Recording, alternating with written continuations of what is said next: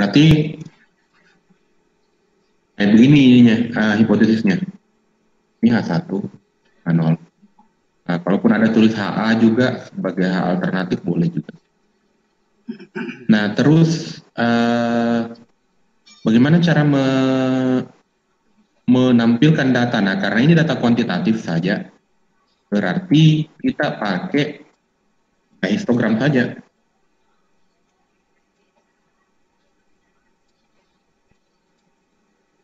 Mana histogramnya? Nah, ini selesai. Dapat. Ini nomor 2. Kemudian nomor 3 itu UJT ya. Nah, kalau di Excel kemarin juga ada kayaknya yang pakai ini, ada yang pakai Anda bisa menggunakan data analisis toolpack. Ada yang pakai ini tidak? Ada, Pak. Ada, Pak. Tapi bagian nomor 3, Pak. Ada juga yang pakai ini kayaknya, XLS Stat. Nah, kalau saya biasanya paling sering pakai ini. Pernah juga pakai ini.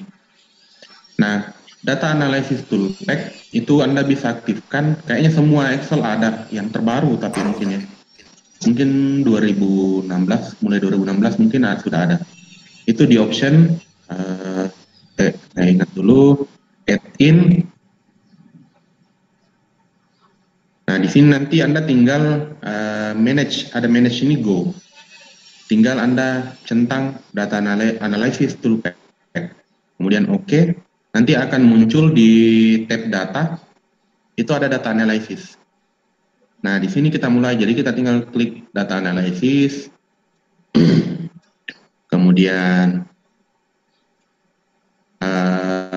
oh iya, ini karena jadi di data analysis Excel itu dia tidak bisa melakukan UJT satu sampel secara langsung.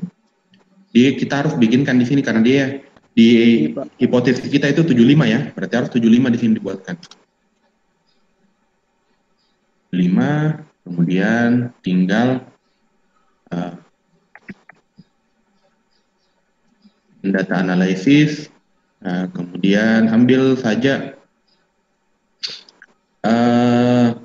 T to sample assuming equal variance.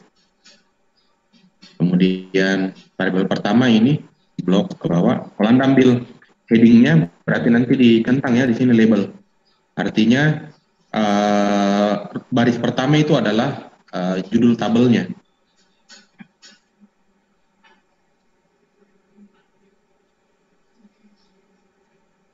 Kemudian hipotesis mean difference-nya 0. Nah, ini output mean, output range, tinggal ubah kemana Anda mau menaruh outputnya. Umpama saya taruh di R1 ya. Nah, tinggal oke. Nah, ini hasilnya. Nah, di sini, ini satu pihak atau dua pihak? Dua. Nah, dua pihak berarti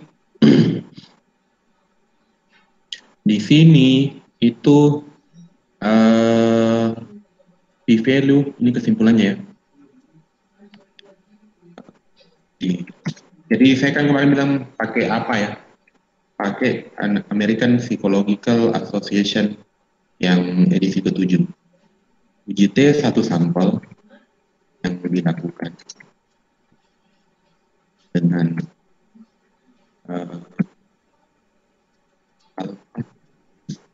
dengan 0,05 menunjukkan bahwa jadi kalau dia lebih kecil dari 0,05 itu berarti H0 ditolak.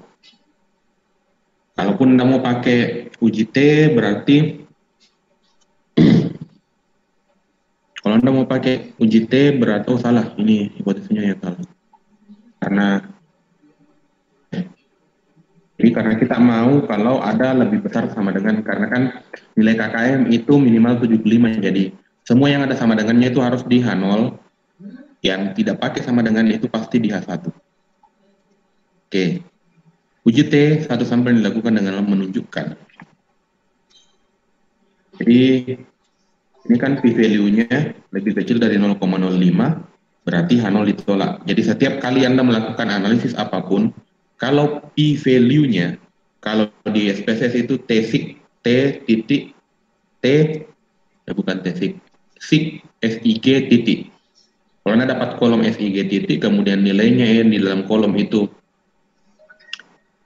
kurang dari 0,05, nah itu berarti H0 ditolak. Nah, menunjukkan bahwa kalau H0 ditolak berarti mu-nya menunjukkan bahwa rata-rata hasil belajar siswa kurang dari 75. Nah, ini salah satu tanda dari apa itu dia tuliskan min-nya, berapa min-nya. Di sini 71,95.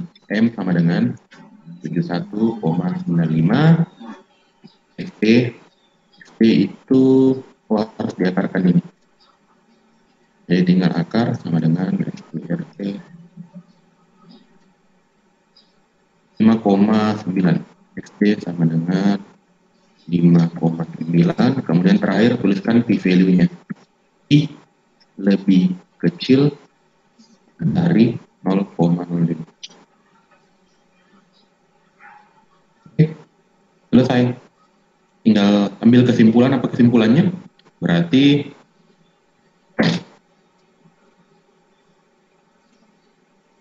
kesimpulan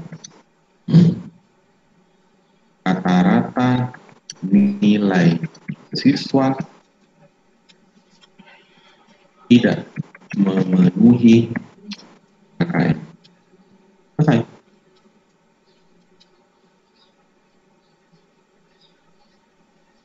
Nah, ini yang pertama, uji T satu pihak. Nah, kalau yang nomor 2 kira-kira? Atau sebelum saya ke nomor 2, ada yang mau ditanyakan di nomor 1? Ada?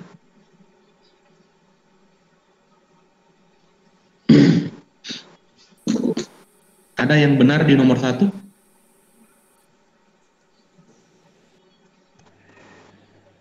Belum tentu Pak, karena pasti beda semua soalnya. Oh iya, tapi ada yang sesuai dengan cara kerja saya. Kalau saya pakai perintah yang di Excel juga Pak, yang kalau menentukan rata-rata Pak, saya pakai perintah di Excel langsung. Iya, ya di Tites ya? Boleh. Boleh. Intinya saya bukan mensyaratkan sebenarnya. Saya membebaskan Anda untuk menggunakan Excel atau SPSS itu hanya untuk memudahkan saja. Kalau Anda mau menghitung manual boleh, tapi itu akan menghabiskan waktu dan pikiran. Iya, Andainya Anda mungkin mahasiswa statistik, ya pasti saya minta harus hitung manual. Tapi ya karena Anda lebih butuh praktisnya, jadi saya membolehkan untuk menggunakan Excel atau SPSS. Oke, baik. Nah, kalau soal nomor 2 ini kira-kira apa? Ada tidak materi yang seperti ini yang pernah saya berikan? Ada Pak. Nah, apa materinya? Uji T apa, Pak? Per sampel. Ya, paired. Jadi dia berpasangan. Jadi kalau seumpama nanti Anda menyusun skripsi, kemudian mau melakukan uji coba terhadap program, karena kan biasanya dalam proses pengembangan program atau web, itu kan ada tahap uji coba. Contohnya di soal ini dia mengembangkan sebuah game yang tujuannya ingin dia klaim bahwa game tersebut dapat menurunkan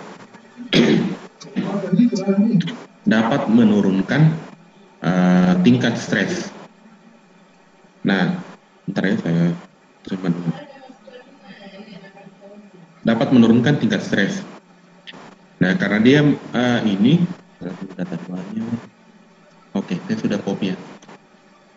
Jadi karena dia paired t-test, jadi paired t-test sebenarnya itu secara umum dia mirip dengan uji T satu sampel. Bedanya hanya bahwa di uji paired t-test itu kita harus melakukan sesuatu dulu terhadap datanya, yaitu kita kurangkan. Nah, karena dia bahwa tingkat stres akan turun, berarti kalau saya kurangkan antara setelah menggunakan game X, saya kurangi dengan ini, kira-kira hasilnya harus negatif atau positif kalau mau dikasih turun? Negatif. Ya, harus negatif. Nah, tapi ternyata tidak semuanya negatif. Ada yang bahkan naik, tambah stres. Sebelumnya tingkat stres 82 jadi naik jadi 85. Nah, tapi nanti ini yang akan kita uji. Jadi bukan dua ini, tapi ini yang akan kita uji. Jadi kenaikan, kita tulis kenaikan ya. Artinya kalau dia positif itu naik, kalau negatif berarti turun. Nah, tinggal karena kita mau membandingkan dengan positif dan negatif, tinggal tulis saja 0. Mirip dengan cara tadi uji T1 sampel, tapi dia bandingkan dengan 0. Kenapa 0? Karena kenaikan dan penurunan itu dipengaruhi untuk menentukan apakah dia naik atau turun, berarti bedanya harus apakah dia negatif dan positif. Nah, batasan dari negatif dan positif itu adalah 0. Nah, kita tinggal bikin insert X ini. Kemudian untuk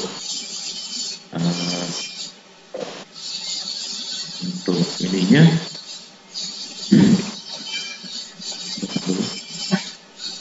nah, berarti H0-nya itu nanti melibatkan kalau di saya kurang ingat bagaimana saya menuliskan tanda di buku saya, buku yang saya bagikan di Shamoke, tapi bisa kita tuliskan begini,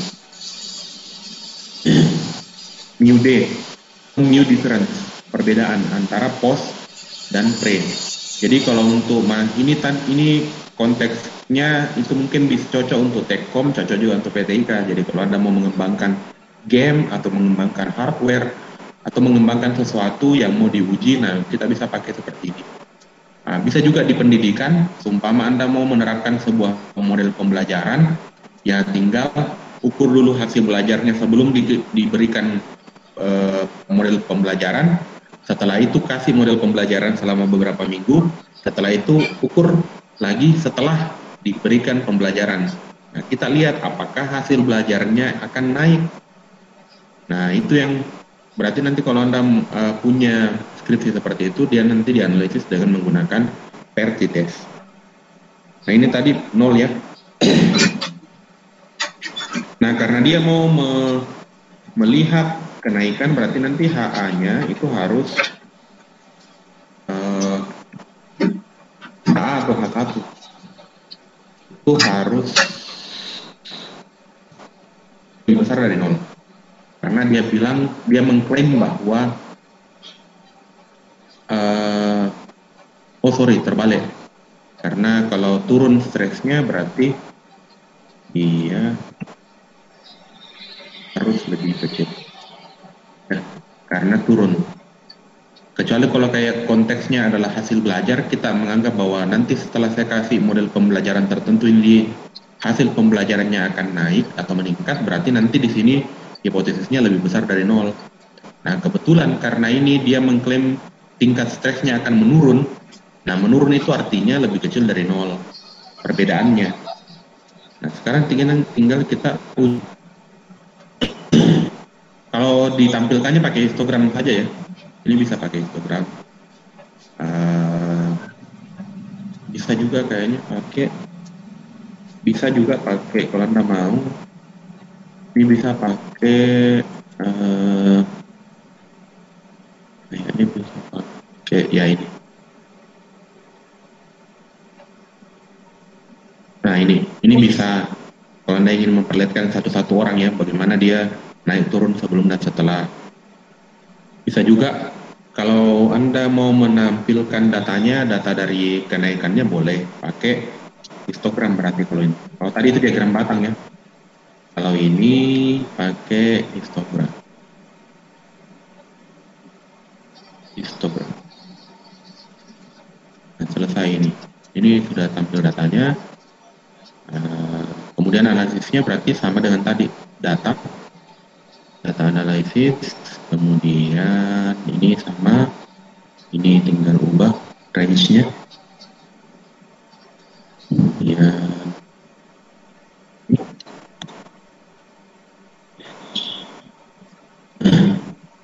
Oke, label yang pertama oke. Oke, selesai.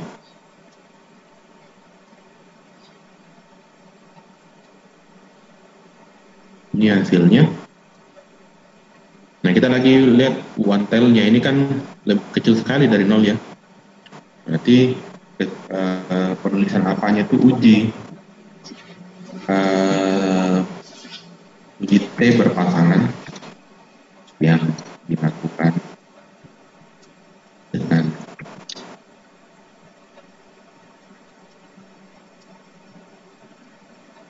dilakukan.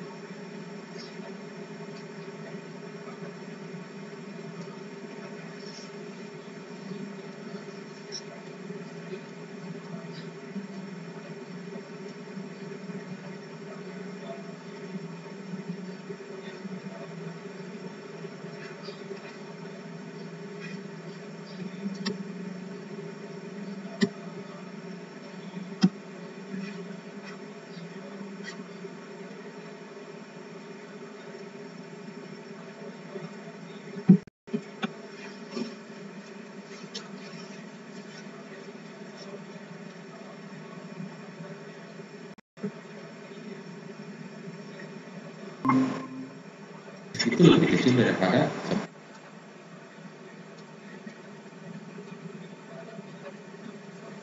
wah itu game itu bisa menurunkan tingkat stres seseorang. Jadi kesimpulannya nah gitu ya. Oke, sampai di sini ada pertanyaan.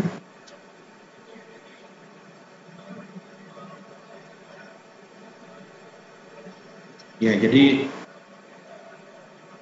sebenarnya kalau Anda kuasa, memang saya sadari bahwa memang ada gap yang perlu dikejar.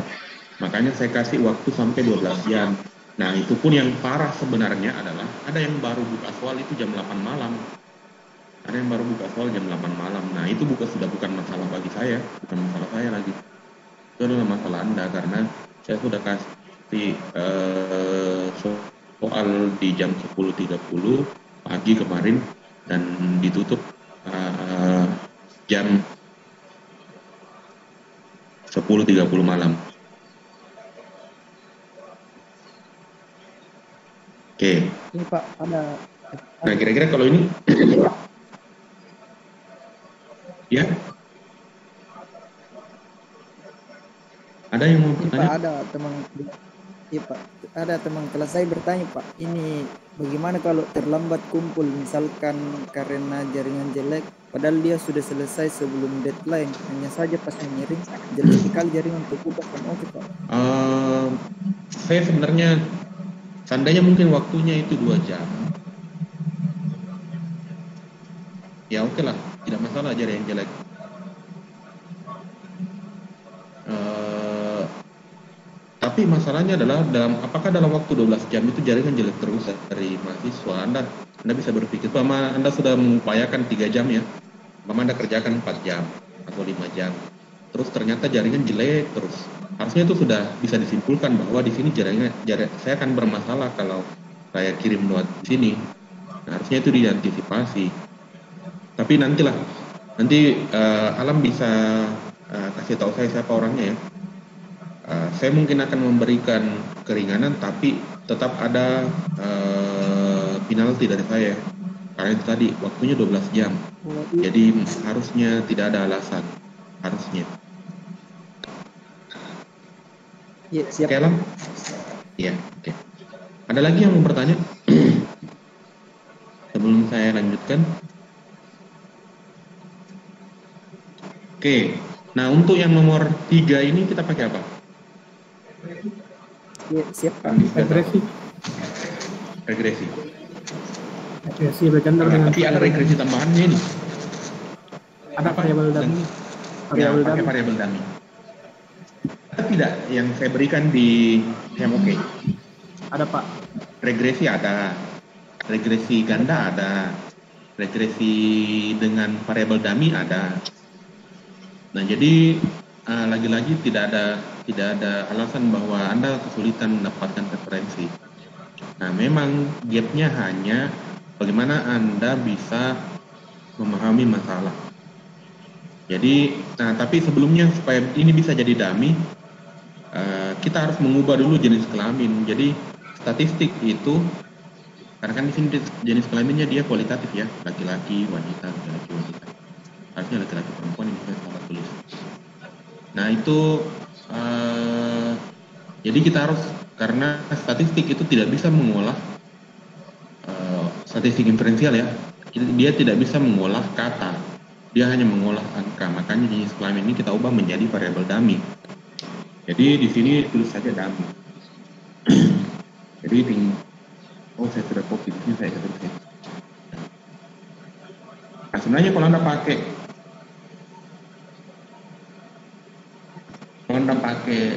Excel itu mudah sekali, sama dengan if. Ini saja if kalau ini itu sama dengan wanita. Kalau dia sama dengan wanita, maka saya kasih nilai 1. Kalau dia selain wanita, karena hanya ada 2 ya, saya 0. Sudah selesai daminya. Jadi tidak perlu satu-satu ditulis, tapi ya tidak apa-apa, kan ada waktu 12 jam ya, jadi bisa dihabiskan. Nah, bagaimana caranya Anda melakukan ini? Ya sama, data analisis, kemudian ambil regression, kemudian input Y-range. Y-range ini artinya dia yang mau diprediksi. Kita mau prediksi resiko gagal bayar. Kemudian ini ada yang harus berdekatan sama ini.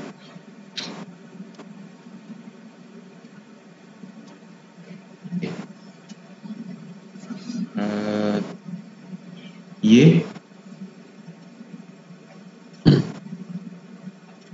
yang X-nya kemudian tinggal ambil dua-duanya,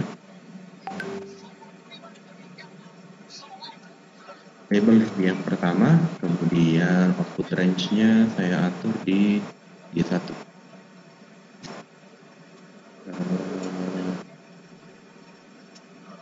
Oke. Selesai nih.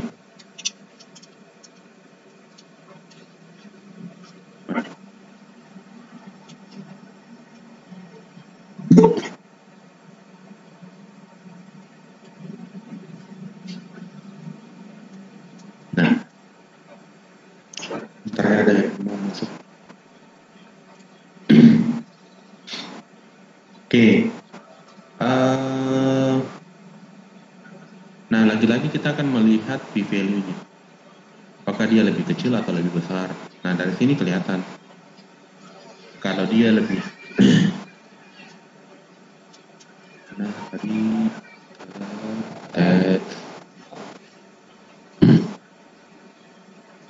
aduh, besar. Ya, nah. Kalau hipotesis untuk ini,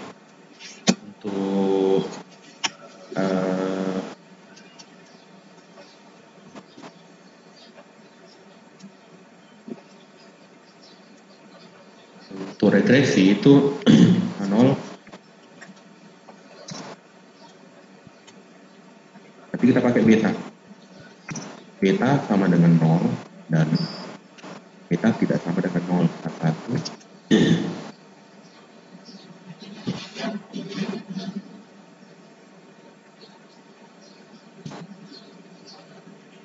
Ini. Dan dari hasil ini kita bisa dapatkan bahwa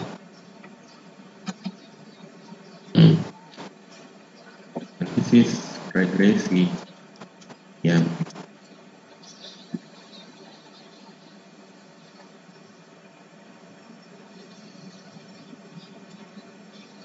dilakukan menunjukkan bahwa model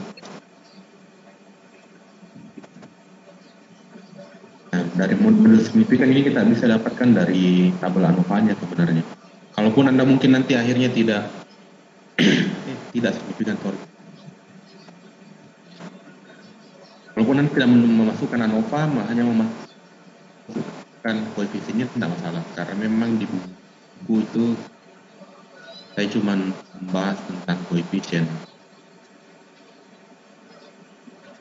Tapi nanti kalau Anda menyusun skripsi, itu harus menyebutkan ANOVA dan bahkan bagian atasnya ini R-square, kan menunjukkan bahwa model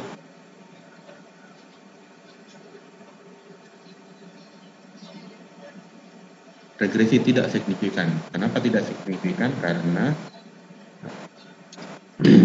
nah, jadi kita sebutkan begini. Yang pertama tulis dulu R-square-nya atau koefisien determinannya. Itu 0,073. Kemudian tulis lagi F 1,06 2,27 ya. Jadi kalaupun Anda tidak menuliskan ini tidak masalah, karena memang ini baru saya kasih. Kalau yang lain tidak. P value-nya itu kurang dari 0, lebih besar dari 0,05. Nah, tidak signifikan karena lebih besar dari 0,05. Dari sini bisa masuk ke koefisien regresi. Nah, bagaimana cara menuliskan hasilnya? Tulis ini kan dummy ini kan adalah jenis kelamin. Dia p-value-nya itu lebih besar dari 0,05. Apa artinya? H0 tidak ditolak, berarti koefisiennya bisa dianggap sama dengan 0. Apa artinya? Kalau koefisiennya dianggap sama dengan 0, artinya dia bukan prediktor untuk gagal bayar. Nanti kita tuliskan variabel jenis kelamin bukan prediktor untuk resiko gagal bayar. Artinya kalau Anda umpama nanti buat aplikasi, ya artinya dalam penghitungan resiko gagal bayar itu tidak perlu dimasukkan variabel jenis kelamin, mau laki-laki atau perempuan yang datang mau seumpama cicil motor,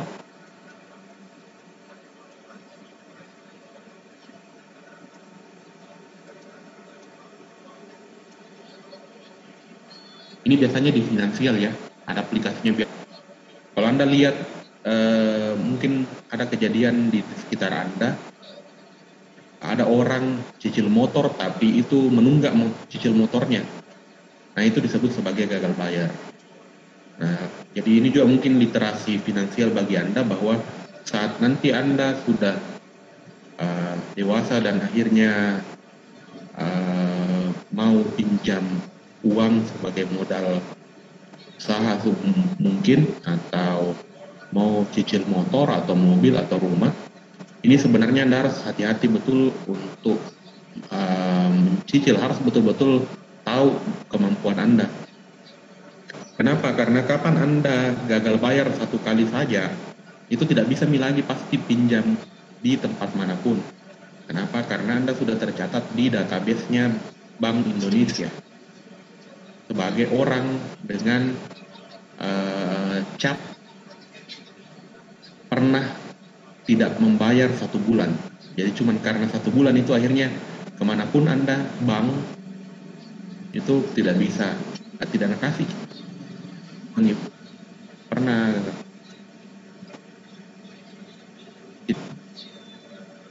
tidak membayar ini orang. Nah begitu ya. Jadi itu mungkin sedikit supaya Anda tahu bagaimana pembahasan sebenarnya cara bank konvensional atau pembiayaan. Jadi ukur dulu kemampuan Anda, apakah Anda bisa membayar atau tidak, baru bisa ambil, kasih keluar motor kah, mobil, atau cicil rumah. Oke, variabel jenis kelamin bukan prediktor untuk resiko gagal bayar. Tinggal buat ini B-nya, T-nya dulu ya, T sama dengan minus 1,45. Ya, B-nya lebih besar dari 0,5. Variabel pendapatan